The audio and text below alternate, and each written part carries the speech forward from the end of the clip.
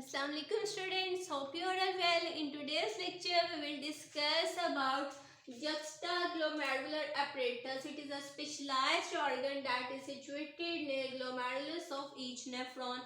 Nephron is basically a structural and functional unit of our kidney. Our each kidney consists of 1 to 1.5 million nephron, but the numbers start decreasing after about 45 to 50 years of age at the rate of 1 to 1.5% per year. In the previous lecture, we have already discussed in detail about nephron, types of nephron, classification of nephron, its each part in detail.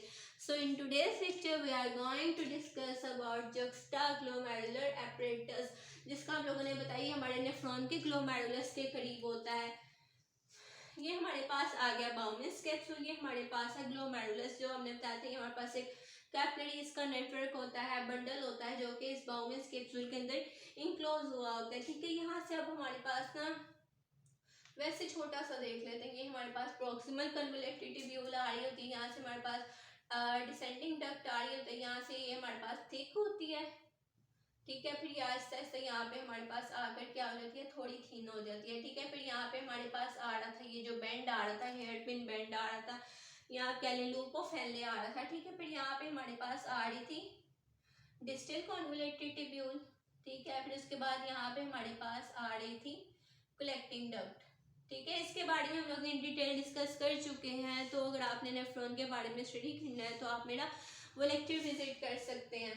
ठीक है, तो यहाँ हम लोग बात कर रहे हैं जुक्स्टाग्लोमेरुलर apparatus की। ये हमारे पास है ग्लोमेरुलस। ठीक है, तो इस ग्लोमेरुलस के करीब ये जो हमारे पास स्ट्रक्चर आ रहा है, ये कौन सा स्ट्रक्चर है, जुक्स्टाग्लोमेरुलर स्ट्रक्चर। ठीक है, अभी जो हमारे पास जुक्स्टाग्लोमेरुलर apparatus है, इसमें हमारे पास 3 स्ट्रक्चर्स आ रहे होते हैं। एक इसमें आ रहा है मैक्यूला डेंसा, सेकेंडली इसमें आ रहा है extraglomerular mesangial sales, and thirdly इसमें हमारे पास आ रहा है जुक्स्टाग्लोमेरुलर सेल्स। ठीक है, अब सबसे पहले हम लोग इसको बारी बारी देख लेते हैं। सबसे पहले आ रहा है macula densa, that is situated between efferent and efferent arteriole of nephron. ये हमारे नेफ्रॉन के कहाँ पे होता है, एफेरेंट आर्ट्रियोल और इफेरेंट आर्ट्रियोल के दरमियान। ये हमारे पास इसकी आ रही है एफेरेंट आर्ट्रियोल और ये हमारे पास है इफेरेंट आर्ट्रियोल। ठीक है, अब इन दोनों के दरमियान जो हमारे पास स्ट्रक्चर आ रहा है, ये ब्लू कलर से आपको स्ट्रक्चर विजिबल हो रहा है, ये है मैक्यूला डेंसा। ठीक है, अब ये जो मैक्यूला डेंसा ना, ये ना यहाँ पर करके होता है। ठीक है, जो मैक्यूला डेंसा है ना, ये ज्यादा करीब किसके होता है, एफेरेंट आर्ट्रियोल के। ठीक है, इसके अलावा ये जो मैक्यूला डेंसा है, ये बना होता है क्यूबॉइडल एपिथेलियल सेल्स से। ठीक है, क्यूबॉइडल एपिथेलियल सेल्स ना इस तरह से होते हैं। ठीक है, अगर ये देखें ना तो ये हमारे पास आ जाएंगे सिंपल क्यूबॉइडल एपिथेलियल सेल्स। ठीक है, अगर इनके हमारे पास ऊपर मजीद लेयर्स आ रही होंगी ना इस तरह से, ठीक है, तो फिर हम लोग इसको कह देंगे स्ट्रेटिफाइड क्यूबॉइडल एपिथेलियल सेल्स। ठीक है, अब ये हमारे पास बने होते हैं क्यूबॉइडल एपिथेलियल सेल्स के। इसके अलावा इसे सेक्रीट करना होता है थ्रोम्बोक्सिन A2 को। अब थ्रोम्बोक्सिन A2 का हमारी किडनी में क्या रोल होता है, इसने सोडियम की एक्सक्रीशन को रेगुलेट करना होता है, ताकि ये सोडियम जो है वो हमारी बॉडी से एक्सक्रीट आउट भी हो, हमारी बॉडी में ही इसकी एक्यूमुलेशन ना होती जाए। सोडियम की एक्सक्रीशन के साथ साथ इसने प्लेटलेट प्लग फॉर्मेशन भी करवानी होती है। कहीं पे इंजरी होगी वहाँ पर इसने प्लेटलेट्स को भेज देना, वहाँ पर प्लेटलेट्स प्लग बनवा देना। ठीक है, नेक्स्ट हमारे पास आ रहा है extraglomerular mesangial cells, that is situated in a triangular region bound by afferent arteriole, efferent arteriole and macula densa। ये हमारे पास है एफेरेंट आर्ट्रियोल, ये है इफेरेंट आर्ट्रियोल, ये है मैक्यूला डेंसा। ठीक है, अब ये देखें, एक तरह से हम लोग देख सकते हैं ये एक ट्रायंगुलर सा स्ट्रक्चर बना रहे हैं। ठीक है, अब ये जो हमारे पास इसमें ये सेल्स नजर आ रहे हैं ना, ये कौन से सेल हैं, एक्स्ट्राग्लोमेरुलर मेसेंजियल सेल्स, या आप इसको ए ग्रैनुलर सेल्स भी कह सकते हैं, या इनको लैसिस सेल्स भी कह सकते हैं। ठीक है, ये हमारे पास इस ट्रायंगुलर रीजन में जो सेल्स आ रहे हैं वो कौन से सेल्स हैं, juxtaglomerular mesangial cells. They secrete prostaglandin and cytokines. अब इसने सिक्रीशन करनी होती है प्रोस्टाग्लैंडिन की और साइटोकाइंस की।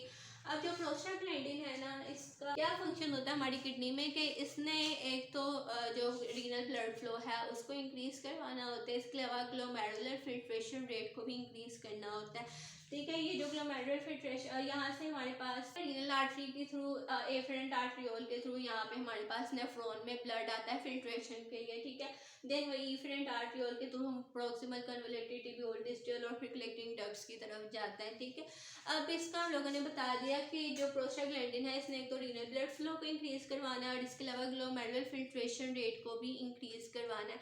अब हमने दो तरह के नेफ्रॉन पढ़े थे प्रीवियस लेक्चर में, एक कॉर्टिकल नेफ्रॉन था और एक जुक्स्टामेडुलरी नेफ्रॉन था।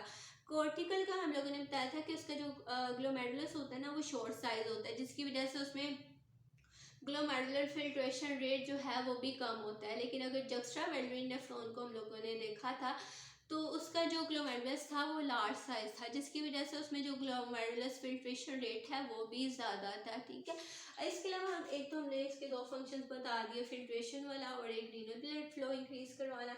इसके अलावा ये वेजो कंस्ट्रिक्शन भी करवाता है, इसके अलावा वेजो डायलेशन मतलब जो हमारे ब्लड वेजल्स हैं उसको नैरो करना या कंस्ट्रिक्ट करना, उसे कहा जाएगा वेजो कंस्ट्रिक्शन। ठीक है, सेकेंडली है वेजो डायलेशन, वाइडनिंग ब्लड वेजल्स की। ठीक है, डायलेशन इसको कहते हैं वाइजो डायलेशन। इसके अलावा ब्रोंको कंस्ट्रिक्शन भी करवाता है और इसके अलावा ये ब्रोंको डायलेशन भी करवाता है। Next come to its cytokines.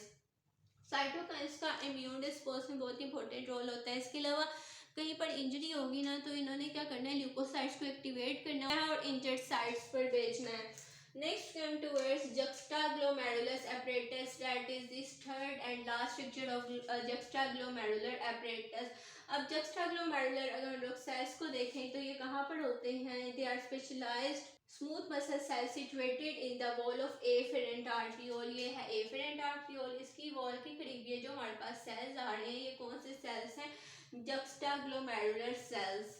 अब यहाँ पर हम लोगों ने जैसे बताया था ना एक्स्ट्रा ग्लोमेरुलर मेसेंजियल सेल्स जो कि हमारे ग्लोमेरुलस से बाहर इस रीजन में होते हैं, एफरेंट आर्टियोल और मैक्यूला डेंसा के दरमियान। ठीक है, इस तरह ये जो हमारे पास ग्लोमेरुलस रीजन है ना, इस जगह पर हमारे पास इस तरह से जो सेल्स प्रेजेंट होंगे ना उन्हें कहा जाएगा ग्लोमेरुलर मेसेंजियल सेल्स। ठीक है, मतलब कि हमारे ग्लोमेरुलस के अंदर प्रेजेंट है। ठीक है, जबकि ये आउटसाइड हमारे ग्लोमेरुलस प्रेजेंट है। इनको हम लोगों ने नेम दिया था एक ग्लैनुलर सेल्स का। ठीक है, जबकि जो जक्स्टा ग्लोमेरुलर सेल्स हैं इनको कहा जाता है ग्रैन्युलर सेल्स, क्योंकि ये ग्रैन्यूल्स की सेक्रीशन करते हैं। नेक्स्ट हमारे पास आ रही है functions of juxtaglomerular apparatus। The first one is secretion of hormones। अब ये कौन से हार्मोन्स की सेक्रीशन करता है, the first one is renin and the second one is prostaglandin. अब सबसे पहले हम लोग देख लेते हैं रेनिन को। अब रेनिन की सेक्रीशन कहाँ से हो रही होती है, हम लोगों ने जुक्स्टाग्लोमेरुलर apparatus के 3 पार्ट्स पढ़े थे, एक था मैक्यूला डेंसा, सेकंड था एक्स्ट्रा ग्लोमेरुलर मेसेंजियल सेल्स और थर्ड में हमारे पास था जुक्स्टाग्लोमेरुलर सेल्स। ठीक है, अब जो जुक्स्टाग्लोमेरुलर सेल्स होते हैं, कौन से सेल्स, जुक्स्टाग्लोमेरुलर सेल्स। ठीक है, अब इन जुक्स्टाग्लोमेरुलर सेल्स ने जो कि यहाँ पर होते हैं एफरेंट आर्टरियोल की वॉल के पास। ठीक है, इन्होंने क्या सेक्रीट करना है, रेनिन। ठीक है, अभी ये जो रेनिन है ये एंजियोटेंसिन के साथ मिलकर एक सिस्टम बनाता है जिसे कहा जाता है रेनिन एंजियोटेंसिन सिस्टम, और ये सेवरल फंक्शंस परफॉर्म करता है जिसको आगे हम लोग डिस्कस करेंगे। अब यहाँ से हम लोगों ने बताया जुक्स्टाग्लोमेरुलर सेल्स से रेनिन हार्मोन आ गया। ठीक है, अब हमारे ना ब्लड में प्लाज्मा में होता है एंजियोटेंसिन। ठीक है, अब ये रेनिन जो है ये एंजियोटेंसिन के साथ कंबाइन हुआ और रेनिन एंजियोटेंसिन सिस्टम बना दिया। ठीक है, अब ये जो कंबाइन होंगे तो इन्होंने रेनिन ने कन्वर्ट कर देना है एंजियोटेंसिन को किसमें, एंजियोटेंसिन 1 में। अब ये एंजियोटेंसिन 1 एंजियोटेंसिन 2 में किस तरह से कन्वर्ट होगा, with the help of an enzyme name as angiotensin converting enzyme. ये जो एंजियोटेंसिन कन्वर्टिंग एंजाइम है ये कहाँ से आ रहा होता है, हमारे पास लंग से। ठीक है, ये एंजियोटेंसिन कन्वर्टिंग एंजाइम हमारे लंग में प्रेजेंट होता है। जब इस एंजियोटेंसिन 1 ने 2 में कन्वर्ट होना हो तो ये हमारे लंग से सेक्रीट होकर आएगा और इस एंजियोटेंसिन 1 को कन्वर्ट कर देगा एंजियोटेंसिन 2 में। अब ये जो एंजियोटेंसिन 2 है इसकी डिग्रेडेशन कुछ मिनट्स में ही हो जाती है। इसकी हाफ लाइफ होती है ऑलमोस्ट 2 to 3 मिनट्स, ठीक है, जिसकी वजह से इसकी फॉरन डिग्रेडेशन होती है कुछ मिनट्स में ही, और ये कन्वर्ट हो जाता है एंजियोटेंसिन 3 में with the help of an enzyme name as angiotensinases. अब ये एंजियोटेंसिनेसिस एंजाइम्स कहाँ से आते हैं हमारे पास? ये एक तो हमारे पास हमारे आरबीसीज में होते हैं, सेकेंडली ये हमारे पास जो हमारी टिश्यूज में ब्लड वेजल्स होती हैं ना, वेजल्स बेड्स होते हैं, वेस्कुलर बेड्स होते हैं, वहाँ से आती हैं। और इसके अलावा ये हमारे पास आरबीसीज में से भी एंजाइम आता है जिसे कहा जाता है एंजियोटेंसिनेसिस, जो कि एंजियोटेंसिन 2 को कन्वर्ट कर देता है एंजियोटेंसिन 3 में, और फिर ये एंजियोटेंसिन 3 लास्टली कन्वर्ट हो जाता है एंजियोटेंसिन 4 में। अब ये जो एंजियोटेंसिन्स हैं हमारे पास, इसके डिफरेंट फंक्शंस होते हैं कि इन्होंने बीपी को इंक्रीज करना है, वाटर बैलेंस को रेगुलेट करना है। इसके अलावा इन्होंने डिफरेंट हार्मोन्स की जैसे कि कॉर्टिकोट्रोफिन रिलीजिंग हार्मोन की सेक्रेशन को रेगुलेट करना है, एंटी डायरेटिक हार्मोन की सेक्रेशन को रेगुलेट करना है, मीन्स की सेवरल फंक्शंस परफॉर्म कर रहा होता है। नेक्स्ट हमारे पास आ रहा है प्रोस्टाग्लैंडिन। प्रोस्टाग्लैंडिन के बारे में हम लोग लास्टली भी काफ़ी डिटेल में इसके फंक्शंस बता चुके हैं कि जो प्रोस्टाग्लैंडिन है इसने क्या क्या फंक्शंस परफॉर्म करने होते हैं। फर्स्टली तो हम लोग ये देख लेते हैं कि ये रिलीज़ कहाँ से हो रहा होता है। जैसे कि मैंने बताया था जो प्रोस्टाग्लैंडिन हार्मोन है ये कहाँ से सेक्रीट हो रहा होता है, एक्स्ट्राग्लोमेरुलर मेसेंचियल सेल से ये रिलीज हो रहा होता है। इसमें वैसो कंस्ट्रिक्शन करवानी होती है, वैसो डायलेशन करवानी होती है, ब्रोंको कंस्ट्रिक्शन, ब्रोंको डायलेशन। इसके अलावा रीनल ब्लड फ्लो को इंक्रीज करना होता है, रेगुलेट करना होता है। इसके अलावा ग्लोमेरुलर फिल्ट्रेशन रेट को भी रेगुलेट करना होता है। नेक्स्ट वन हमारे पास आ रहा है साइटोकाइंस। साइटोकाइंस भी कहाँ से सेक्रीट हो रहे थे, एक्स्ट्रा ग्लोमेरुलर मेसेंचियल सेल से। इसका भी हम लोगों ने बताया था कि इसका इम्यून रिस्पॉन्स में बहुत इंपॉर्टेंट रोल होता है। इसके अलावा ये ल्यूकोसाइट्स को एक्टिवेट करते हैं और इनको स्पेसिफिक इंजरी साइट्स पर ट्रांसफर करते हैं। नेक्स्ट आ रहा है ये सेक्रीट करता है जो एक्स्ट्राग्लोमेरुलर apparatus है, इसका एक पार्ट था मैक्यूला डेंसा जो कि सेक्रीट करता है थ्रोम्बोक्सिन A2 को, जिसने वैसो कंस्ट्रिक्शन करनी होती है, वैसो डायलेशन करनी होती है और सोडियम की भी रेगुलेशन करवानी होती है।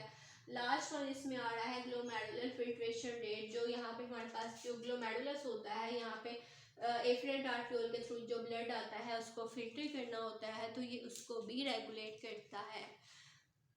So that's all about today's lecture. Hope so you have understood this lecture. If you have any curious question, you can ask me on Instagram or in comment section.